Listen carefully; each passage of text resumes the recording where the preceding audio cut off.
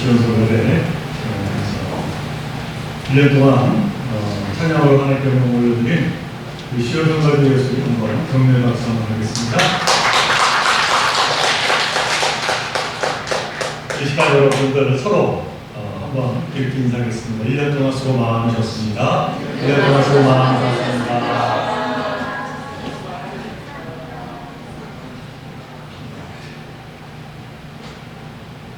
오늘 이렇게 한 해를 마감하는 송년 주일입니다. 먼저 한 해 동안 눈동자같이 지켜주신 하나님께 감사와 찬양을 올려드립니다. 이 시간 감사하는 마음으로 예배드리는 여러분 가정과 여러분들의 삶에 주님의 끝없는 은총이 충만하시길 간절히 축원드립니다. 이제 앞으로 14시간 후면 2023년 한 해가 지나갑니다. 그래서 이 시간에는 특별히 유정의 길을 거두는 그러한 끝있는 말씀으로 오늘 본문 말씀을 택하고 이 시간 함께 은혜를 나누고자 합니다. 교회 곧 믿음의 공동체란 머리에 계시는 예수 그리스도의 온전한 몸, 이렇게 우리가 말을 합니다. 그런데 실질적으로 이 땅에 있는 교회들의 현실은 온전하지 못하고 불완전하다, 그렇게 말씀을 드릴 수 있습니다.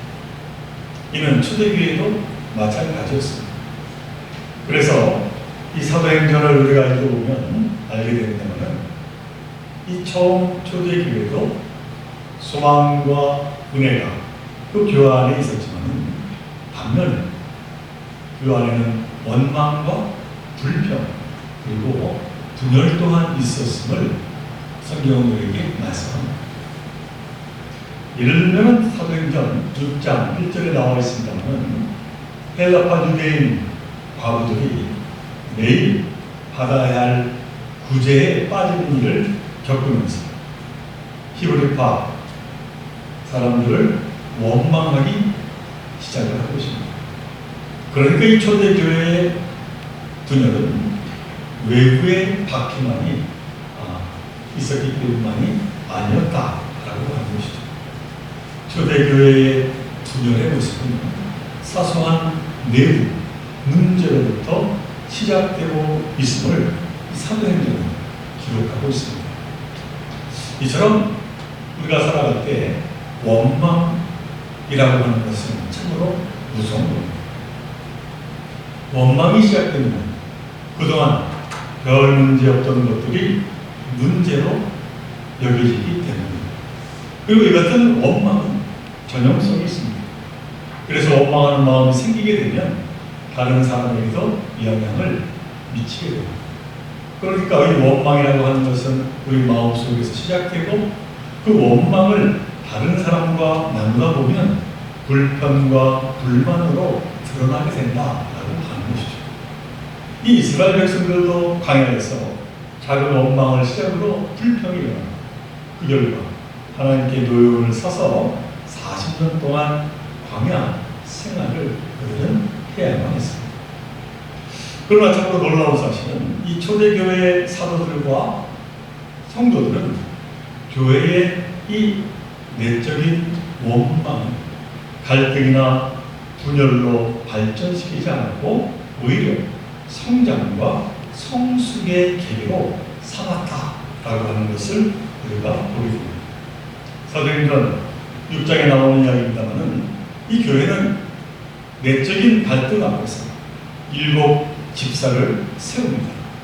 그래서는 안팎으로 구제하는 일과 성도들을 돌보는 일을 맡기게 되었습니다. 그리고 사도들은 본연의 직무인 기도와 말씀 사역에 전념하는 기회로 만들어 나간 겁니다.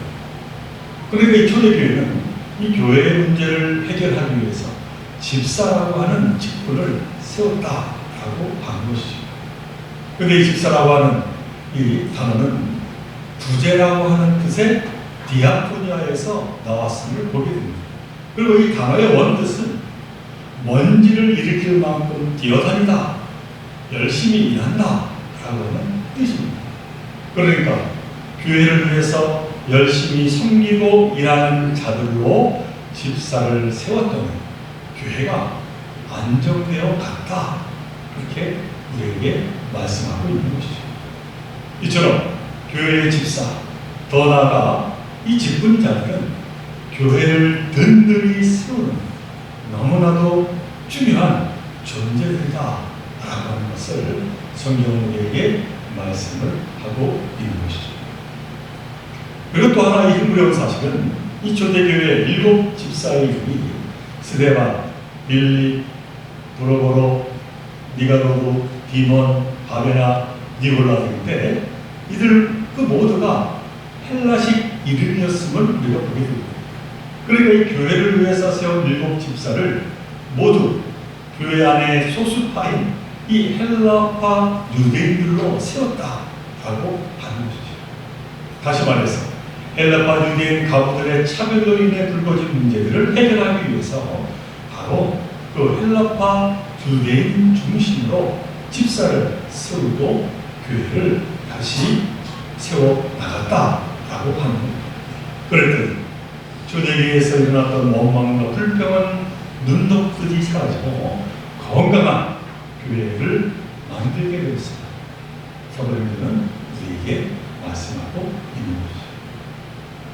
그러므로 사랑하는 교회 성도 여러분, 서론에서도 말씀드렸습니다만 신앙 공동체는 우리 교회는 불완전하다라고 말씀을 드릴 수 있습니다.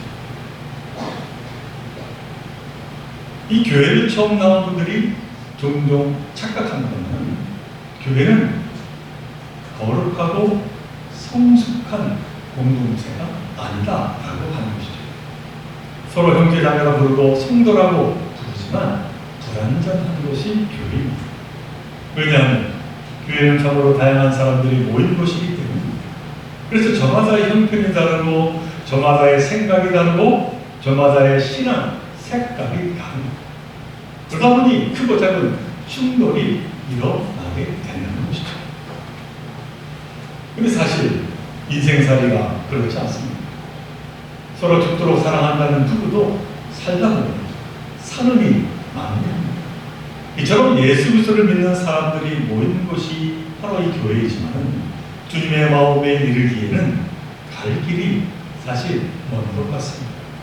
그래서 교회도 갈등이 있고 원망과 불평이 있고 분열이 생겨납니다. 그러나 그러면서도 이 세상과 다르게 그 갈등을 해소하기 위해서 서로 노력하면서 한 걸음씩 한 걸음씩 성숙해 나아가는 것이 또한 교회임을 성경에게 말씀합니다.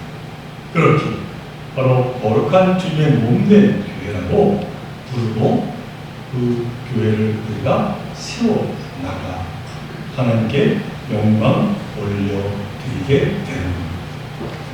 저는 오늘 이 본문의 말씀으로 이 같은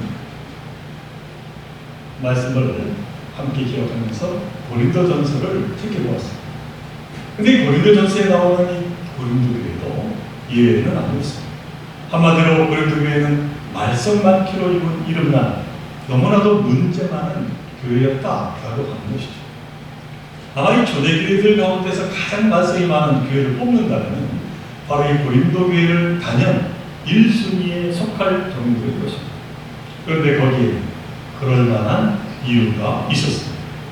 이 고린도라고 하는 도시는 참으로 풍요로운 항구 도시였습니다. 그래서 이곳저곳에서 각양각층의 사람들이 많이 모여들어 사는 것이 또한 이 고린도였습니다. 그리고 이 풍요로운 만큼 화려했고 또 환락의 도시였습니다.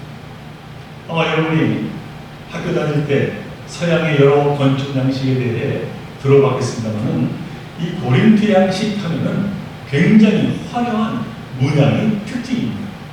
이처럼 이 고린도는 풍요롭고 화려했던 그러한 지역이었습니다. 그런데 바로 그 같은 도시의 상황과 분위기가 그대로 교회에도 반영이 되었던 것입니다. 한마디로 고린도 교회가 고린도시의 축소판이었다라고 성경은 우리에게 말씀합니다. 그래서 이 교회 안에서는 다양하게 모인 사람들의 부류만큼이나 여러 파벌이 형성되고 있었습니다. 그리고 한편에서는 부유한 사람들의 사치스러운 생활이 있는가 하면은 또 한편에는 가난한 사람들이 거기에 대해서 크게 위화감을 느끼며 신앙생활을 하고 있었던 겁니다. 아마 여러분은 내가 사람의 방언과 천사의 말을 할지라도 사랑이 없으면 소리나는 부류와 물리는 괭가리가 되고 하면서 시작하는 이 사랑장 고린도전서 13장을 너무나도 잘 알고 있을 겁니다. 너무나도 아름다운 사랑의 노래입니다. 그러나 그렇게 낭만적으로 보아서는 안 됩니다. 얼마나 교회 분열이 심했으면, 그래서 서로 얼마나 미워했으면은 바로 그러한 사랑을 하라고 사도 바울이 강조하고 있음을 우리는 보아야 되기 때문입니다. 그리고 이 사도 바울은 고린도에서 특히 성만찬을 강조했습니다. 왜 그랬겠습니까? 너무나도 분열되어 있었기 때문입니다. 가난한 사람들과 부유한 사람들, 그리고 서로 출신이 다른 사람들, 그리고 생각이 서로 다른 사람들의 갈등과 원망이 너무나도 심각했던 것이죠. 그래서 하나 되는 식탁으로서의 성만찬의 의미를 이 사도 바울은 고린도 교인들에게 더욱 강조해야만 했다라고 하는 사실입니다. 자, 이 같은 고린도 교인 사도 바울이 서기 49년부터 약 1년 반 동안 머물며 세운 교회입니다. 브리스길라와 아굴라 부부를 만난 바울이 그 부부의 가정에서 교회를 세우고 정성으로 목회한 것으로 이 고린도 교회는 처음에는 참으로 사랑 많았고 은혜가 가득한 믿음의 공동체였습니다. 그럼 이제 사도 바울이 고린도를 떠나서 에베소에 갈 수밖에 없는 상황이 되었습니다. 그래서는 에베소에서 또 다른 목회를 시작하게 되었습니다. 근데 바로 그것 에베소에서 바울은 정성스럽게 세운 고린도 교회에서 벌어진 안타깝고 슬픈 이야기를 듣게 됩니다. 그래서 바울은 고린도 교회에 편지를 쓰게 되었는데 그것이 바로 오늘 함께 읽은 고린도 전서입니다. 오늘 본문인 고린도전서 1장 11절의 말씀입니다. 나의 형제자매 여러분, 글로의 집사람들이 여러분의 소식을 전해주어서 나는 여러분 가운데에 분쟁이 있다는 것을 알게 되었습니다. 이렇게 말하면서 고린도전서 편지를 기록하고 있습니다. 여기 글로에라고 하는 사람이 누군지는 모르지만 그를 통해서 바울은 분쟁의 소식을 듣게 되었다라고 하는 것이죠. 그런데 여기 분쟁이라고 하는 단어는 헬라어 엘리스라고 하는데 말다툼이라고도 하고 불일치라고도 합니다. 이처럼 다툼과 불일치가 이 고린도 교회에 일어났다라고 하는 것이죠. 자, 그런데 문제는 이 같은 분쟁은 사실 분열로 가는 수순이었습니다. 그래서 오늘 본문 10절에서도 사도 바울이 이렇게 말합니다. 그런데 형제 자매 여러분, 나는 우리 주 예수 그리스도의 이름으로 여러분에게 권면합니다. 여러분은 모두 같은 말을 하며 여러분 가운데 분열이 없도록 하는 같은 마음과 같은 생각으로 뭉치십시오. 사도 바울도 이렇게 권면합니다.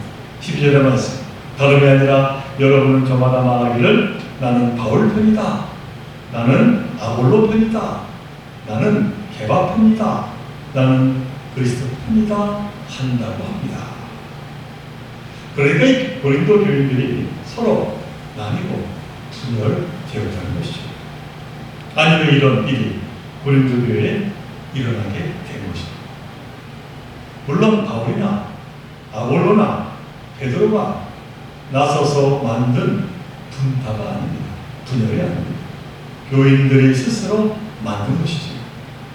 아니 그렇다면 어쩌다가 그러한 일이 생겨나게 되었을까요? 바울이 교회를 설립하고 목회한 다음 떠나고 난 후에 후임으로 아볼로라고 하는 사도가 고린도 교회에 와서 목회를 하게 되었습니다. 근데 이 아볼로라고 하는 인물은 알렉산드라 태생으로 학식이 있고 성경을 잘 풀어서 해석할 뿐만이 아니라 언변이 뛰어난 사도였습니다. 그의 탁월한 말씀씨는 아마도 많은 고린도 사람들에게 감동을 주었던 것 같습니다. 그러나 이에 비해서 어쩌면 이 바울은 언변이 부족한 사람으로 여겨졌을 가능성도 있습니다. 왜냐하면 그렇게 언변이 뛰어나지 못했기 때문입니다. 이 고린도후서 10장 10절이 그 사실을 증명합니다. 그들의 말에 바울이 편지는 무게가 있고 힘이 있지만 직접 대할 때 그는 약하고 말 주변도 변변치 못하다 하니. 그러나 그렇다고 바울은 어떤 그에 대한 불만과 불평이 있지 않았습니다. 이 바울은 언변 좋은 아볼로를 시기하거나 아볼로가 전한 복음에 대해서도 결코 부정적이지 않았습니다. 바울은 아볼로가 고린도 교인들에게 전한 복음이 자신의 것과 크게 다르지 않다, 그렇게 그는 여겼습니다. 그래서 바울은 그 사실에 대해서 이렇게 말합니다. 고린도전서 3장 5절 이하의 말씀입니다. 그렇다면 아볼로는 무엇이고 바울은 무엇입니까? 아볼로와 나는 여러분을 믿게 한 일꾼들이며 주님께서 우리에게 각각 맡겨주신 대로 일하였을 뿐입니다. 나는 심고 아볼로는 물을 주었습니다. 그러나 하나님께서 자라게 하셨습니다. 그러므로 심는 사람이나 물 주는 사람은 아무것도 아니에요. 자라게 하시는 분은 하나님이십니다. 심는 사람과 물 주는 사람은 하나님이에요. 그들은 각각 수고한 만큼 자기의 삭을 받을 것입니다. 우리는 하나님의 동역자예요. 여러분은 하나님의 밭이니 하나님의 건물입니다 하는 말씀입니다. 이 말씀에 보면 사도들 사이에는 아무런 문제가 없었다는 것이죠. 이는 무엇을 뜻합니까? 고린도 교인들이 스스로 만든 분쟁이고 분열이었다라고 하는 것이죠. 이 교회 안에서 사람이 중심이 되는 바로 이러한 분파가 생기기 마련입니다. 그러므로 이 사도 바울은 분명히 권합니다. 우리는 하나님의 동역자요 여러분은 하나님의 밭이며 하나님의 건물입니다 라고 말합니다. 이 말을 들으니까 교회는 오로지 하나님이 중심이 되어야 한다는 것이죠. 예수 그리스도가 머리가 되어야 한다는 것이죠. 그러나 이 고린도 교인들은 그만 가리키는 날은 안 보고 가리키는 손가락만 보고 말았던 겁니다. 그로 인해 파벌이 생기고 교회의 분열의 초집을 갖게 되었던 것이죠. 사랑하는 우리 총회 성도 여러분, 우리는 과연 어떻습니까? 혹시 주객이 전도되는 신앙생활을 하고 있지는 않습니다. 하나님이 아닌 사람을 보고 믿음 생활하고 있지는 않습니다. 이 사도 바울은 자신은 너무나도 보잘것없는 사람이라고 분명히 말합니다. 오늘 본문 13절의 말씀, 바울이 너희를 위하여 십자가에 못 박혔습니다. 바울의 이름으로 너희가 세례를 받았느냐. 이는 무슨 말씀입니까? 바울은 오직 예수 그리스도라고 하는 복음만 증언하는 종이라고 말하고 있는 것이죠. 저는 이 말씀을 보면서 순간 예전에 있었던 경험이 떠올랐습니다. 제가 예전에 일본에서 목회할 때 이 일본 사람들에게 세례를 자주 베풀곤 했습니다. 간혹 누군가가 저에게 일본에서의 경험을 물어볼 때 늘 그렇게 제가 이야기를 한 적이 있습니다. 전도하기 힘든 일본 사람들에게도 제가 세례를 많이 베풀었습니다. 대신 자랑스럽게 나를 대세한 것이죠. 그러나 사실 주님의 대리자요 그냥 주님의 뜻을 행했을 뿐인 것이죠. 내가 칭찬받고자 한 일이 되어서는 안 된다는 것이죠. 이처럼 사도 바울은 이 같은 진실을 늘 잊지 않았던 사도였다라고 하는 것. 그래서 오늘 본문 15절에서 분명히 말합니다. 이는 아무도 나의 이름으로 세례를 받았다 말하지 못하게 하리라. 그러면서 사도 바울은 이어서 결론적인 말을 고린도 교인들에게 전합니다. 오늘 본문 마지막 절은 17절의 말씀입니다. 그리스도께서 나를 보내시면 세례를 베풀게 하려 하시면 오직 복음을 전하게 하시며 말의 지혜로 하지 않으면 그리스도의 십자가가 헛되지 않게 하려 함이라. 사랑하는 청교도 성도들은 분쟁과 다툼으로 부절의 위기에 처해 있는 고린도 교인들에게 사도 바울은 다시 한번 온 힘을 다하여 복음을 전합니다. 그 복음은 다름 아니라 예수 그리스도의 십자가. 그리스도의 십자가라는 무엇입니까? 죄에 속한 인간들을 용서하시고 구원하시는 하나님의 사랑의 표징입니다. 그리고 분쟁과 분열이 있는 것을 하나로 묶어주는 평화의 표징입니다. 그리고 십자가는 구원받은 자들 또한 어깨에 함께 메어야 할 십자가임을 말씀하고 있는 것이죠. 그러므로 사랑하는 종교 성도들은 오늘 성령 예배를 드리면서 다시 한번 이 복음의 말씀 앞에 바로 서시는 새로운 결단을 세워가시기를 바랍니다. 예수 그리스도를 처음 영접했던 그 초심을 다시 한번 마음에 되새깁니다. 사랑의 십자가, 용서의 십자가, 평화의 십자가를 지고 새해를 맞고자 다짐하시기를 간절히 바랍니다. 지금 1년 동안 살아오면서 혹 내가 원망과 불평과 또한 분열 그 가운데에 혹 내가 섞여 있었다라고 한다면 그 모든 것을 다시 내려놓고 다시 한번 예수 그리스도의 십자가를 바라보 평화의 사고의 삶을 참으로 살아가고자 결단하며 사랑의 사도로서의 삶을 살고자 결단하고 우리 초원교회를 반석 위에 세워나가는 그 옛날 일곱 집사들과 같은 귀한 삶의 여정을 더욱더 세워나가는 저와 여러분들 모두가 되시기를 주님 이름으로 간절히 축원을 드립니다. 우리 함께 기도드립니다. 사랑의 하나님, 오늘 고린도전서 1장의 말씀을 통해서 사도 바울의 본문의 말씀을 함께 봅니다. 사도 바울은 우리에게 말씀합니다. 주 예수 그리스도의 십자가를 지라고 말씀하십니다. 사랑의 십자가, 평화의 십자가, 용서의 십자가, 참으로 하나로 마음을 합하는 십자가를 지라 말씀하십니다. 이 말씀을 늘 마음에 담고 이제 새해를 바라보며 저희들 서로 격려하며 힘차게 앞으로 나아가는 저희들 모두가 되게 하여 주옵소서. 이 모든 것 간절히 바라볼 때마다 우리 주 예수 그리스도 이름으로 감사 기도드리옵나이다.